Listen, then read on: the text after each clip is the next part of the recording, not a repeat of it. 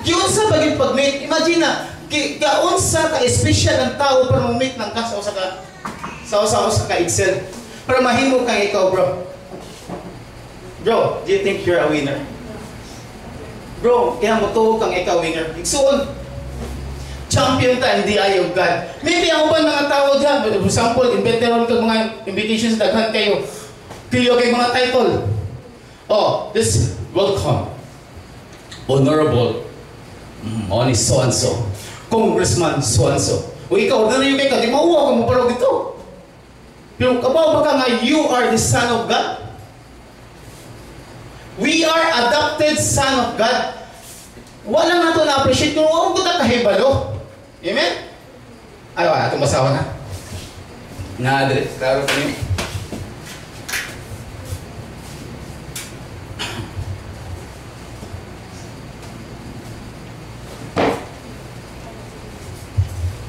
Sa Romans 8:15.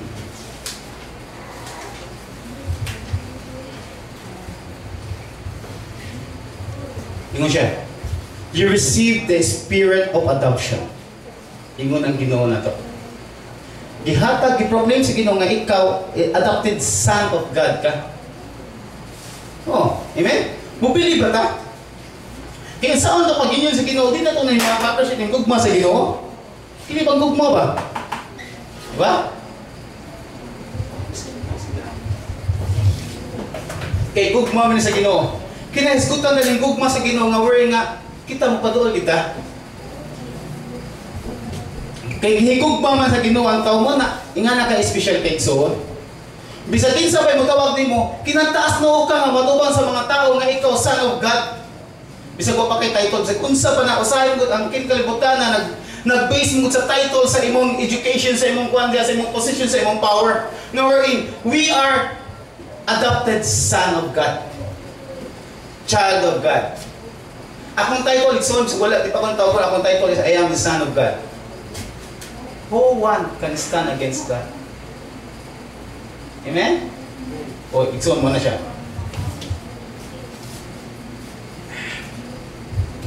Ano sa pailahan gihatag sa Ginoo? Besides, ano sa pailahan gihatag? Hindi na kayo suwata, hindi naman itong diskusyon. Ano sa pailahan gihatag sa Ginoo besides sa life? Intellect. O, pero nasa life. Di ba na, di ba? Napa? Free will.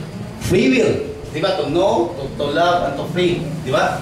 The capacity to free yourself. Inganin, son. Napailain. Isa-isa na. Ang pinaka-pinanggang anak. Ang pinaka-pinanggang anak sa Ginoo gihatag niya. John 3:16. Di ba? Oh. Ang pinaka-pinanggang anak sa Ginoo gihatag niya. Pero how come igsoon? Ugor, mamutaan ako. Brad Collins, you are the Son of God. I am a son of God. Adopted a son of God. Siptik di ba? At least nga na, igsoon nga ni siya. Di ta maglibog. Kay, pag makasugat sa, uy, I am the Son of God, ay handalam ka na sa Ginoo. Di ba? Oh. Di ta maglibog, igsoon nga naman, I am the Son, adopted Son of God. O sa ramang gay God, God the Son, si Jesus raman. Si Jesus mo'y begotten Son of God the Father. Kita, mga beloved, adopted Son, child of God. Amen? Oh, hopefully mo taas inyong panahon yung kagaling anong man, ingana mo kapinangga sa Ginoo. Ingana ta kapinangga sa Ginoo, tanan patas. Oh, depende na lang sa imo kay anong man. Sa panggisgutan ganiya, you have the capacity to think, you have the capacity to love, and to be free yourself. Anong appeal man ang free to be free? Ano man? Pagkataon mo, free will na ka. Pagka-receive mo sa baptism, free will na ka. It's up to you sa ano yung pag-grow imong kagalingon. If you musubay pa ka sapat nga gihatag sa Ginoo, nga love na siya, nga love, nga magdako ka nga bugma sa Ginoo, nga anak sa Ginoo, then friend, magdako kita, minigit kita sa Ginoo. Amen? Then 30 minutes. Mo nang love. Is katag faith.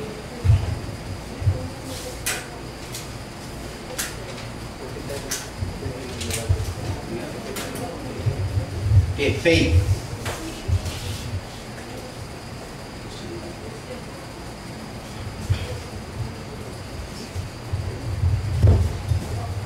Ang saling love, ang definition niya is give. Ha? Ito na ng verses 6 para matuman. Hindi na. Our faith, ang definition sa faith dire, ug so, ang tanong gyud mo. To receive God's love.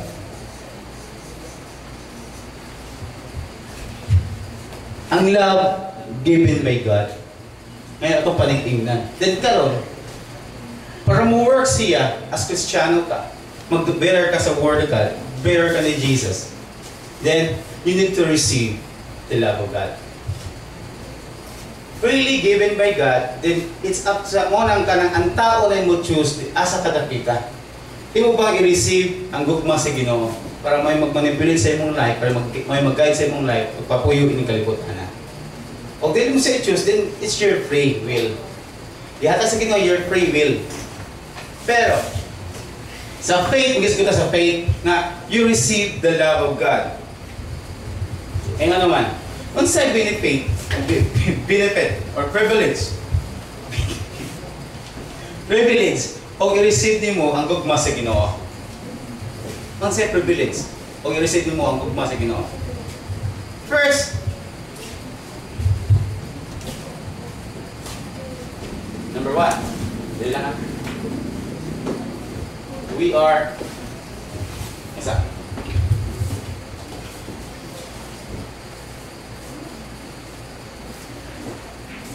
Receive eternal life.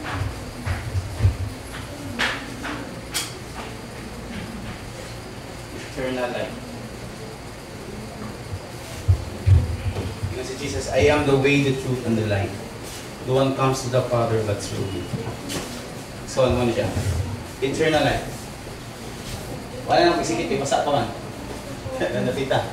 Muna siya'y gihatag sa Ginoo to. O mo receive ta sa Ginoo, then you have the sure ka nga posible nga makapot ka diya nga naa kay eternal life na kadangatan. Ison, mo lagi na nga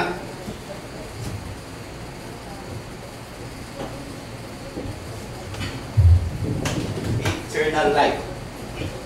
Gusto taglay. Okay. Seryoso mo tayo mo. Nato yung mga barkada sa una, or mga amigo, naglali sila. Pila kinabuhi sa iring? Siyam. 8. Sapa? 7. Oh. Kani, nito kaya siya. Naglali silang duha. Kay, ang kinabuhi sa iring lagi 7 lagi, 8 lagi, siyam lagi. Pero igsuon, pangita mo iring. Paligsin ninyong iring. Maligsan ng iring. Mubangon ba ng iring? Uy, napakuywalo ka, light. Ha? Nakikita mo, anak, wala. Ikso, kawawa mo daghan yun ito, anak. Nga naman. Kuha ko iring. Tungod mong kutin nga principle nga, ibutang ni kuha kag iring, ato kas ka taas nga height bitaw sa babo. Imo lang ilabay iring, hindi kinawamatay. Naman siya capacity mo, motivism man siya. Oh. Di ka mo yung subos, mubangon na, pero di na tinulig soon nga 8 ang kwan nga, 8 ang kinabuhi sa iring, dili, uy. Malima siguro. 5 ka ba na, di ba? Kung tanawan mo sila mga kaligid siya, diba? Kuha ka giring. O, ito problem ba nga? Ang ginawa sa rin ko sa ragyapon, pareha sa tag-ilagay sa iring. O, di ba no? O. Imagine ha? Ang iring. Paligado mo. Maligsan na di karga. O, malata na siya, napakain sa life. Mabuhay na siya. Napakain yung life. Di na tingali. Dua na lang. Duha na lang eh, kasi brother, duha na lang eh, kagawa naman na rinsan. Rinson, o sa nalagay siya? Isang pison. O sa nalagay, kinabuhi sa iring. Huwag mo tanawan. Pison. Ang good news na, ang tao, na, ang iring ni kamatay niya, wala siya eternal life. Ang tao ni kamatay mo iso na kay eternal life, wala gi-promise ni Lord to you. Amen.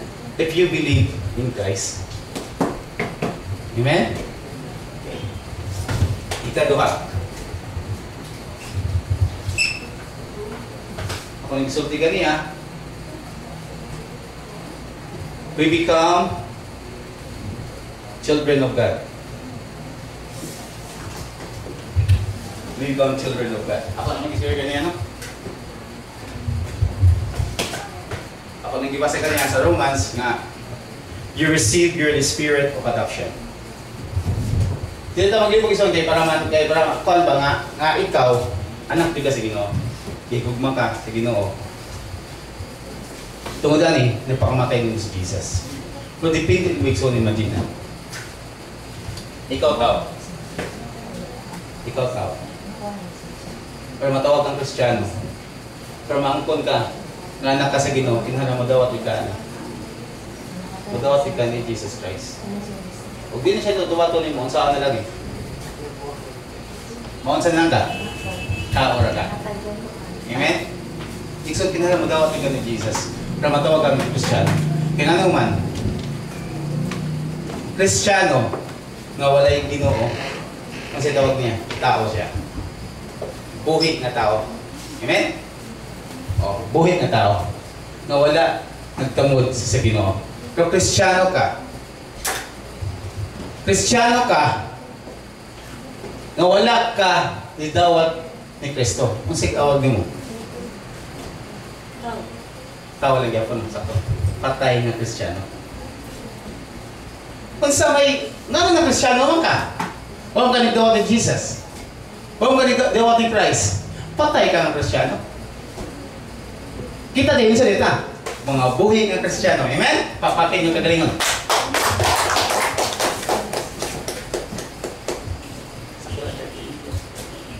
Gawasan na. Napay ka tuloy.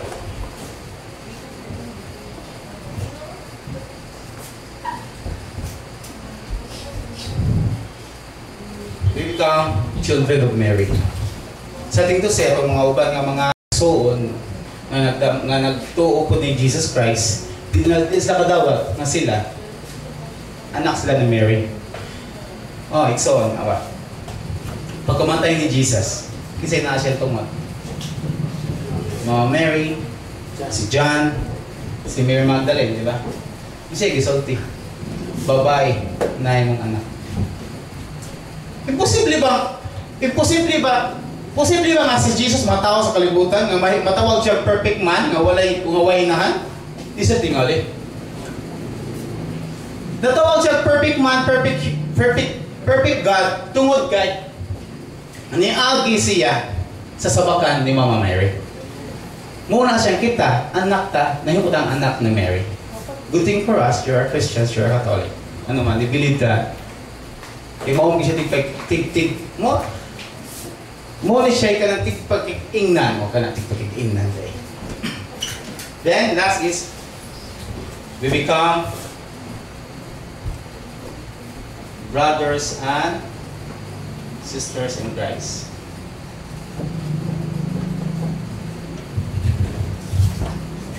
Tungod na igsuon, hidawatan ni Jesus, tungod sa faith, niresita sa love sa Ginoo, then kay mo na privilege, matawag na ka nga igsuon ta ni Kristo. Amen? Igsuon, muna ko sa